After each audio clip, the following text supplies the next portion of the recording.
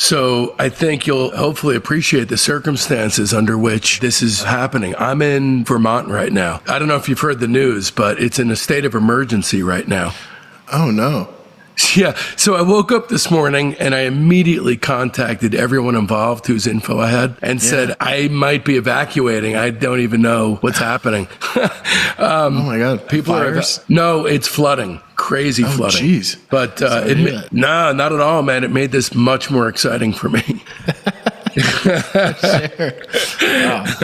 First of all, thanks for doing this. No problem. When the list was sent over, to be honest with you, I knew very well the other four selections, had no idea who Bombino was. So I said, let's go with Bombino. Yeah. I had this syndrome when you walk into a record shop and you kind of forget who you listen to. They were like, pick 5 to 10 artists. And I was like, I know I've done this because lately it's been kind of like songs and get a little obsessed with like singular records. But the dive through the discography was a big deal for me because I always think it's fun to see how things progress as artists go on.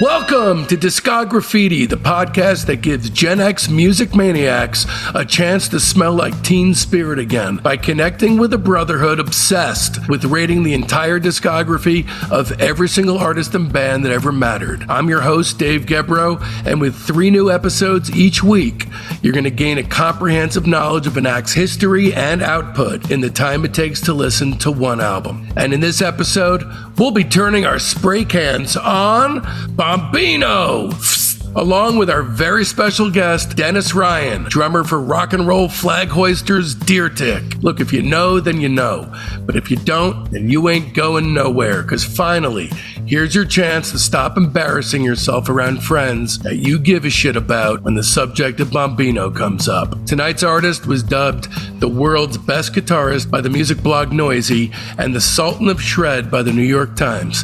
But his songwriting's arguably just as impressive as his shred style. He's the first Nigerian artist to be nominated for a Grammy, and some of his best work was actually recorded in a dry riverbed in the African bush. Okay, first things first, you need to know just how seriously I take this craziness. Discograffiti is a music obsessive's dream come true. The guest and I explore an artist or band's entire discography in a futile but valiant attempt to reach a higher truth, which often is cleverly disguised as a nerdy compendium of star ratings and lists. The show's heavily researched, and the music is always reassessed with fresh ears. We don't just cover albums. We do a searingly honest deep dive analysis of all EPs, singles, comp tracks, relevant solo work, and sometimes bootlegs and live stuff. Every release is slapped with an objectively accurate star rating between 0 and 5, which allows us all, the real reason we do this, the Tootsie Pop reward at the center of the rock and roll lolly, to come face to face with the true shape of an artist's overall arc. Coming up, we've got Corey Hansen from Wand rating everything he's ever done, an interview with Testament's lead guitar shredder Alex Skolnick, Mike Watt rating the entirety of the Minutemen's output, Mark Robinson from Unrest rating everything he's ever done, Robert Schneider from the Apples in Stereo rating everything he's ever done, and Will Hart from the Olivia Drummer Control rating everything they ever did.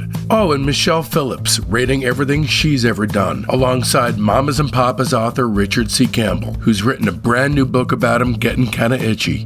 So don't miss out. Open up your listening app right now and subscribe.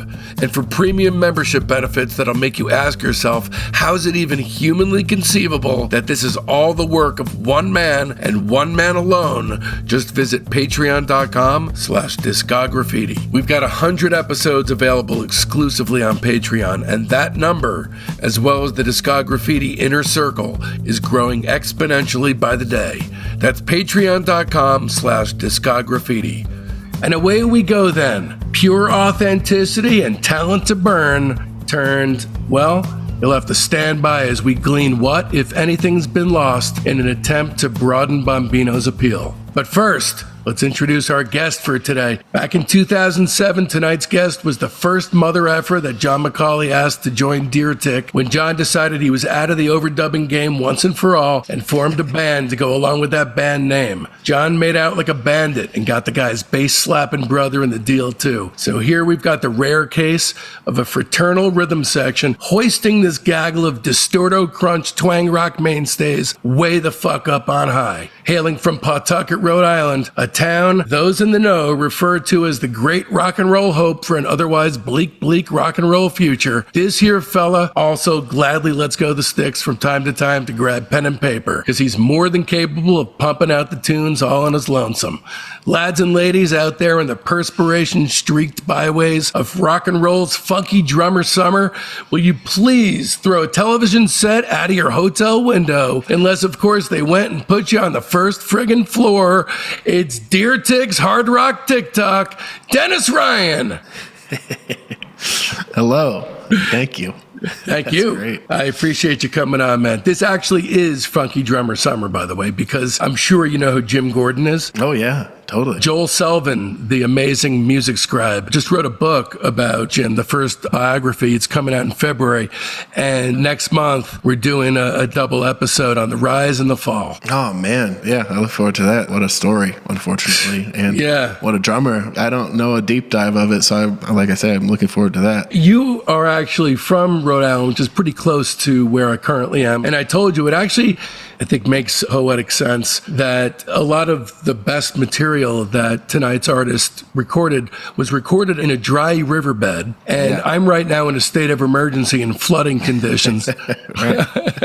So the artists that your management had passed on to me as candidates to dive into, because I really don't like, I don't like to give anyone homework. I do so much homework. It should just be you guys showing up. But you had a list of Dr. John, Harry Nilsson, NRBQ, Steely Dan, and some guy named Bombino. For sure. And by the way, this is my thoughts, some guy named Bombino. So Dr. John, Harry Nilsson, NRBQ, and Steely Dan, I know like the back of my hand. So what I've been turning over in my mind is, I am a dyed-in-the-wool music geek. I remember once buying the Carpenters' Greatest Hits and Dr. Dre's 2001 at the same time. And not even, I only realized when I left the store, wow, this is a weird couple of records to buy together. But I take it for granted that other people don't listen to music that way. So what I was kind of doing without even thinking about it or consciously acknowledging it was trying to be an avatar for the kind of listener that I have who dips in and out. If they don't know a band, they won't listen to it, where the whole idea is to allow yourself to be broadened. So before we launch into the Bombino sphere, the quick message for our listeners is that I really do espouse music discovery. And that's coming from someone who admittedly is a little provincial, notwithstanding rock and roll. If it's new, it's just like, all right, you're going to have to claw through the folded arms on my chest before I... Yeah, that's fair. Yeah. So I really did approach this as a blank slate of discovery. Like I listened to the music before I did any research. Cool. So with the show as a whole, what I strongly recommend is for the listener to get out of the way, let this wash over you, stop dipping in and out based on, I know this, I don't know this, because the rewards will be as it was for me in this episode. So I want to know what Bombino means to you and where and when you discovered him. When Nomad was about to be released in 2013, I think he had signed with Partisan Records, which is the record label that Deer Tick used to be on. So the guys from Partisan Records were like, I think you're going to really like this. You should check this guy out. So Nomad was when I was introduced. And then I was sort of like digging back through to Agadez and Agam Gum. But then like the one that really smacked me in the face was when Azel came out. We were on tour and we had like some subwoofers in the bus, which was very fortunate. And the bass on that, I felt like that record kind of jumping a little bit at first, but just that one really hit like a certain sonic stride for me. I think that's what I really love about this whole discography. It's like you're saying the first stuff is recorded in this dry riverbed. You can hear the crackle of the fire. You hear like some of the herd making some weird, so like you hear some animal noises. It paints a vivid picture, and I think that that's very beautiful. And I like how it's developed over time. And I was even thinking that when we get back to the most recent studio record, it almost has has done a full blossom or something. It's like we get sort of like the painting of the desert and the atmosphere, but it's in like a very new high fidelity way. So yeah, my intro was in 2013, and I think that record's great. What was going on in your life that allowed you to connect with him so deeply? I don't know about going on in my life, but I know that something about the music isn't in English, I feel like allows one to connect like on an emotional level quickly. So if you click with something, you don't exactly know what they're saying, but you are picking up on the emotion. That was what was pretty important about it to me, is like something about the timbre of his voice, the way he plays guitar resonated deeply within me. And just like I was mentioning, I don't skip any of the songs. It really kind of envelops me and takes me to a place, and I don't want to leave, and then all of a sudden the record's like beginning again. So something about his music really resonated with me. I think that's perfectly said. You know, in terms of getting the lyrical conceit out of the way, because most of the time I don't listen to lyrics. Unless you're a Bob Dylan and I want to go on that journey of getting the song's intention stamped in concrete forevermore, I would like to be able to co-opt the meaning of the thing. You know, I don't really have an opportunity to, should I understand what it's about, or should I bother to listen to that element of it? Even with you guys, I'm a fan of your music. Most of the songs I couldn't tell you what they're about because I'm trying to bring myself to it too, and having the words I'm not allowed in a certain way. For sure. Because I can go sort of both ways with lyrical content. But I guess what's interesting is if it is something in English, maybe I'll like pick up on a word or a few words, and then that'll color my interpretation. Like whether or not I'm like, this is exactly what this song is about. There are images that I can't help but perceive because of that. And so with something like Bombino, it's complete blank slate, and so the whole thing as an entire experience, and the voice is another texture, and then like to find out what he's talking about sometimes is amazing and really cool, but I'm already invested in it. And insanely profound. I mean, we're talking about like political revolutions and war, and there's a lot of heavy stuff. Yeah, extremely so. Most of my research was just trying to come up with synonyms for the word hypnotic, because I just didn't want to say that over and over. His music is sung in Tamashek, so you're just basically shot directly out of a cannon into pure sonic seduction. It really is just mesmerizing. So before we get into any actual records, this is a section that I affectionately like to call the run-up, which attempts to get us with tremendous economy to the first recorded note in as economical a fashion as possible. So Omara Bombino Mokhtar was born in 1980 in Niger. He's a member of the Ifugos tribe. I'm going to try on some of these pronunciations. If I sound like a fool, please just point and laugh from your home and don't get in touch with me and tell me what an idiot I am. He's a member of the Ifugos tribe, which belongs to the Kel-Air Tuareg Federation. Following the outbreak of the Tuareg rebellion in 1990, Bombino, his dad, and grandma were forced to flee to Algeria for safety. During that time, relatives who were coming out to visit him left behind a guitar, and Bombino began to teach himself how to play. I guess, well, he's 10 years old, but that's kind of late for somebody who's this good at guitar. Yeah. He later studied with a renowned Tuareg guitarist named Haja Bibi. Bibi asked him to join his band. That's where he got the nickname Bombino. So while he was in Algeria and Libya when he was a teenager, Bombino and his friends were watching videos of Jimi Hendrix, Mark Knopfler. I think Santana was in there just to learn their styles. He worked as a musician and a herder in the desert near Tripoli. And then by 1997, Bombino had returned to Agadez and began life as a professional musician. Phase 1, living with a band down by the river, 2007 to 2013. I'm sorry, I had to get in the Chris Farley reference. His first album, 2009's Group Bombino, Guitars from Agadez Volume 2. So the background of that is a filmmaker named Hisham Mayet tracked down and recorded Bombino and his electric band, which was called Group Bombino, during a wedding performance. So that recording takes up one side of the vinyl release of this. Then the A side contains acoustic performances in what he calls the dry guitar style. Now, that's great. Just in case you're an atheist, all your beliefs about God will be confirmed because this is a masterpiece and it's the only thing that's not not available on streaming services. It's pretty crazy.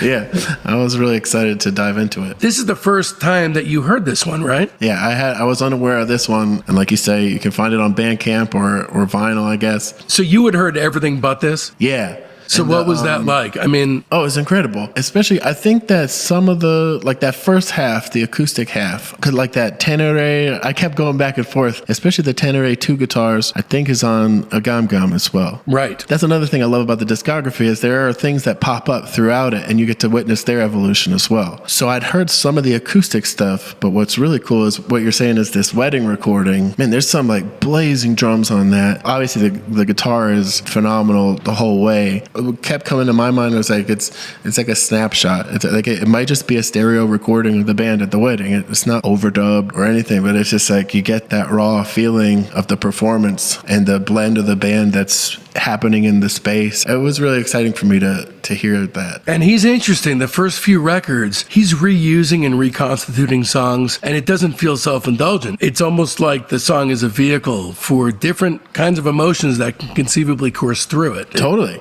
So this particular go at Tenere, from the first note, I was completely won over. And it's funny because once in a blue moon, an artist will craft their own platonic ideal right out of the gate, first song, first album. And I feel like that's what he did here. It's perfect. Down to the camel grunting and everything. Yeah. I'm just like, I'm so on board with this. And I'm not the only one. My wife, we can't get enough of this. The whole side's like that. Imyohar, more of the same, just perfect. Yep. And then it sets up these strange expectations and, interesting things that we'll get into later on involving cultural assimilation and what one feels like they need to do to make things cross over, when really that outside recording setup is so intrinsically perfect for his work that if you start here as opposed to what most people will do because of the availability, it's impossible not to at least have thoughts about how studios just ruin the spot-on perfection of moments like this happening again.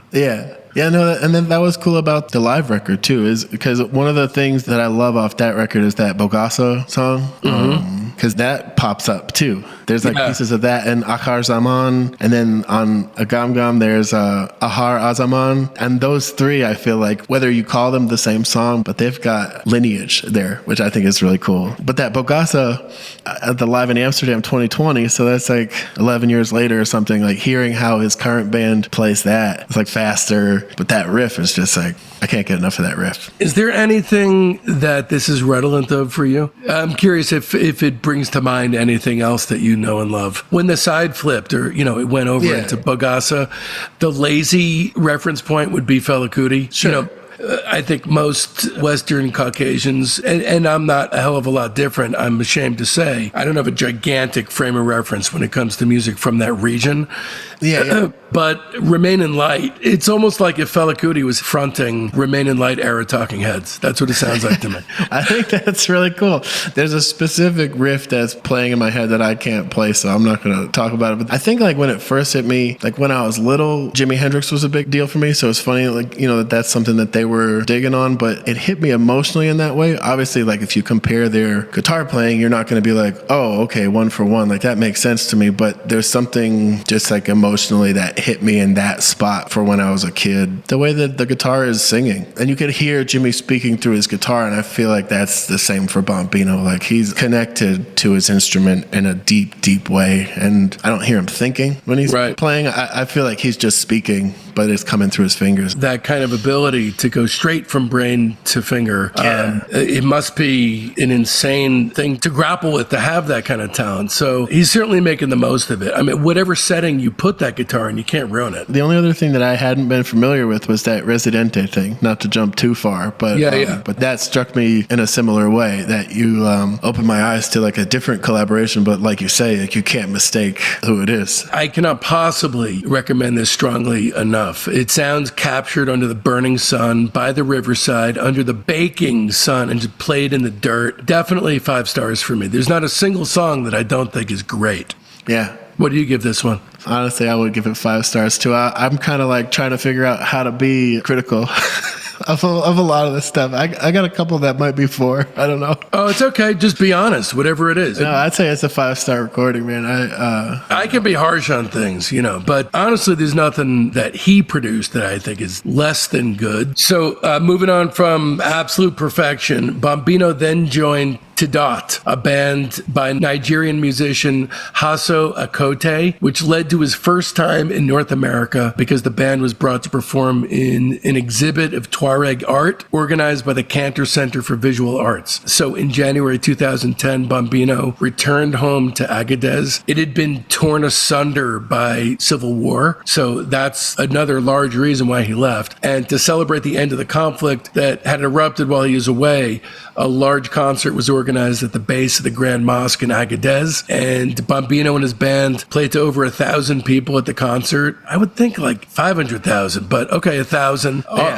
All dancing and celebrating the end of the struggle. And that footage was recorded for the documentary that you saw, Agadez, the Music and the Rebellion. Yeah, I was going to say that footage is pretty powerful. It's really cool. Can you tell me about that? Because I was obviously a lazy piece of shit and didn't get around to watching that. No, it's again, like, if it weren't for this interview and show, I wouldn't have discovered the documentary myself either. So it was awesome. He's coming back. Like you say, they want to celebrate the fact that they can be free in their city. You see a lot of the community building the stage, bringing over bricks, and like they build up this little stage and they cover it. I guess he had to get permission from the Sultan. And then, they set it up, and like everyone's super pumped, obviously. It's an incredible scene, dancing. The music is amazing. There's a lot of really cool direct interactions between people dancing and Bombino, where like you could see he's playing to their dancing, and then they sort of like are reacting to him, and then he's like giving it back. What is the dancing like? Is it like the Grateful Dead flower dance? How do you dance to that? Really? Yeah, maybe a little. I guess it's a little. I could see it being akin to the flower dance, if you will. Like there was one guy that I really liked his kind of style, and he sort of had his arms up and spread, and he was moving his wrists around and bobbing his shoulders, and I was kind of like, that is how it moves me in a way. But this one that I'm thinking of, like that's very vivid in my mind, was like an older dude, and he would step towards him, and when he would step towards him, Bombino would kind of like play to that, and then he would step back, and then they would like sort of match each other's rhythm, and that was really fun to see. Nice. But then towards the end of it, he's on somebody's shoulders playing guitar, and like there's no more space between the crowd and the stage, and everything's just like an absolute joyful celebration with everyone just like, there's no division between band and participants, or it's pretty cool. Obviously it would be an extremely emotional experience that I guess I can't comprehend, but to witness it, it's really beautiful. The thing that really stuck out to me, really, and not to make a huge point of it, but 1,000 people, I would imagine, based on the power of his music and the idea that it's aligned to conflict, that the whole nation would be there going crazy. Yeah. So I wonder what that is. But in any case, what came next is the first thing that's available on streaming services. And it's actually pretty close to the vibe of the first one. It's 2010's A Gam Gam 2004. And of course, it starts with the same song that the first one started with. You got the animal sounds, crackling fire, buzzing insects, then the hypnotic ringing of an acoustic guitar. It might even be the version from the first record. I don't know. But I don't mind it. The second song, a bunch of it feels not just redolent, but way more than redolent of the first record. Yeah. And I don't mind at all. No. I don't know if this is the first time we see Emirinin, but that one flows through the discography as well. The second time, actually. Is it the second time? Is that on the first one too? But man, that song is so good. Jesus. It really is. Yeah. And then like I was mentioning that Arunafin to Hussein, it kind of seems like that appears as Ahar Azaman on this record, which is really cool. That's a favorite of mine from one of the later records. I think it's like the best electric opening to a record that I can't think of anything better. I'm sure there are other good records, but on the Izal record, it's kind of ballsy, it feels to me, unless this is a lot more common to do this in that area of the world. But the first 3 songs are from the first record. The first 3. Yeah. I wish I had gotten a chance to find out the impetus behind that decision, because I find it interesting, and my response to to it, which was not like, oh, here we go, more of the same. But, the little tweaks and the subtle twists on what he'd previously had, it almost feels like you're watching the thing grow over time, like the way a Grateful Dead song would mutate. Man, as you said that, I was kind of chuckling in my head about how you had mentioned the Grateful Dead dancing. Because, I feel like about his discography and his body of work that I found myself doing the same thing. It's like the minor changes. I forgot exactly what word you used in the beginning when you said you didn't want to keep repeating that. But that sort of like repetition and some like music that can have a drone in it, I do really feel like I really enjoy it because you can slip into like a little bit of a trance with it. And then it's the minor details changing that have a massive impact, where a lot of other music or more modern music is all about excitement and just like not shocking you, but I don't feel as if we're as encouraged to really slip into a groove or something. So I feel that like on a macro level moving throughout the discography, like you say, when you hear these same songs, but it's like, that's a different way of approaching it. It ends up meaning more, at least to me, when I go through the discography. And I find that to be really exciting. And not just what you stated, but on top of that, I don't know about you, I've recently been dealing with a lot of anxiety, and this type of music, and specifically Bombino, because it's been mainly what's been coursing through the speakers, it immediately hits that place where I'm nervous about things, and it soothes it for me. And so there's a practical application for it, for sure. I find that deeply about like Bombino, and I don't know if you've ever checked out Tenarowin. I do feel it's soothing in this way that like he's singing about pain and strife, but there's a strength there that soothes the anxiety. There's like a soothing aspect to it, and you can sort of like feel that pain, but with a strength. My wife's talking about evacuating right now, and I'm like, well, obviously you're referring to after the interview. Well, I mean, if you gotta go, we can reschedule. Hi, I'm Dave Gebrow. I threw my career as a licensed hearing instrument specialist in the trash, sold my house, and moved to the East Coast with my wife and 4-year-old son in order to focus on making the ultimate podcast for music obsessives thrive. Now I need your help. Although Discograffiti is rated in the top 2% of all podcasts globally, the economics of this thing are tricky. My monthly income at the moment totals a whopping $760. Becoming a member of Discograffiti's Patreon gives you access to over 100 more episodes, and moving forward, you'll get up to 3 shows a week. There's the main show every Friday, Wednesday's brand new series, The Top 10, and Monday's wildcard episode, which could be anything from interview bonus material, our buried treasure show, Rock Cousteau, our slag off show, Queasy Listening, and exclusive limited series like The Private Press with Paul Major. And if you've got no financial worries to speak of, keep in mind that some of the higher Patreon tiers allow you to actually advertise on the show, choose the bands we cover, or even some of the guests we get. For the price of a cup of coffee a week, you can ensure my family's fed, build a music library that'll be the envy of your block, and connect to a thriving community of music maniacs all at the same time. Don't risk feeling badly about yourself by not giving. Patreon.com/Discograffiti. Once again, that's patreon.com/Discograffiti. And now back to our expertly crafted program. We're good right now, but if I lose power, then there's nothing I could do. And you can hear me all right? Yeah. Awesome. All right, good.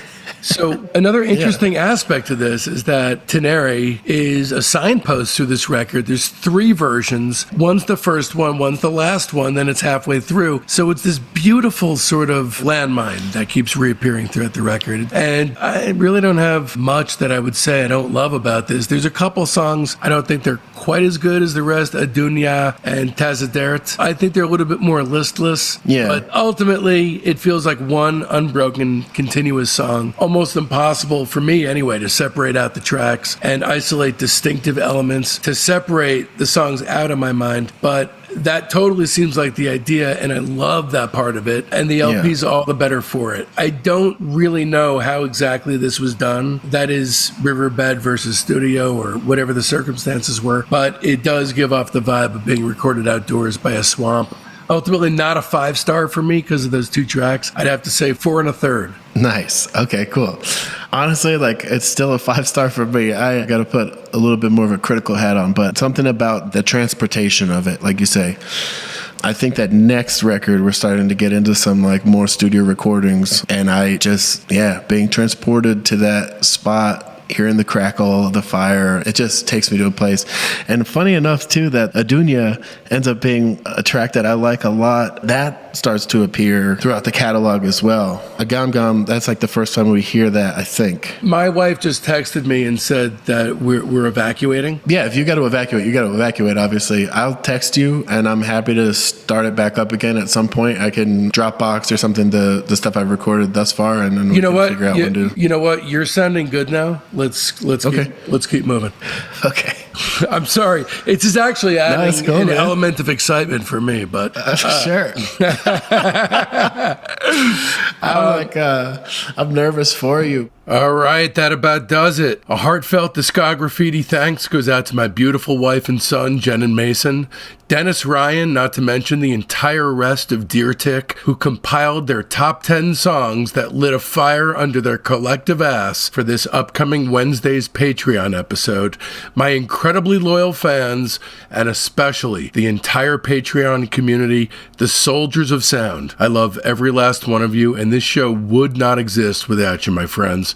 Speaking of friends, it's high time for some new ones. They're in our Facebook group, Discograffiti Soldiers of Sound. That's the best way to find out what's coming up on the show, but there's a hell of a lot more. You get recaps of the day in music history, the ability to pitch questions to guests, polls that put you in the driver's seat on guest and band decisions, access to a thriving creative hub if you're looking for a collaborator.